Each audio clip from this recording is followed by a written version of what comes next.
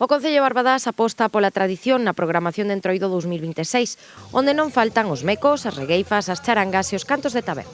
Volvemos ao modelo histórico de desfile e cada colexio desfila por separado, con distintos percorridos, distintos horarios, para que nos dé tempo a coordinar ca participación de Protección Civil e a Policía Municipal. E digamos que é a novedade tal máis destacada. O obradoiro de elaboración da máscara dos follateiros de Lobios deste sábado, así como as regueifas infantís de compadres e comadres, suporán a antesala dos días grandes, que comezan o venres 13 co desfile infantil dos centros educativos. As bases dos premios este ano consideramos, ademais, que debíamos facer modificacións e que, ademais, están moito máis claras que noutros momentos, noutras edicións.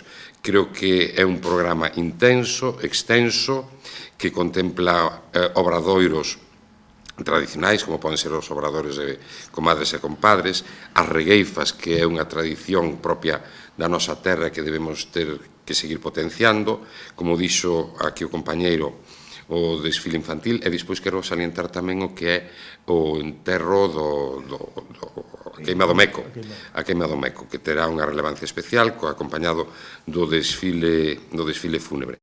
O martes de Entroido terá lugar na Valenza o habitual gran desfile de Barbadás.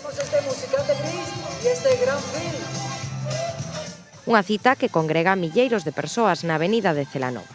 As inscricións para participar permanecerán abertas ata o día 16 de febreiro ás 12 da mañá.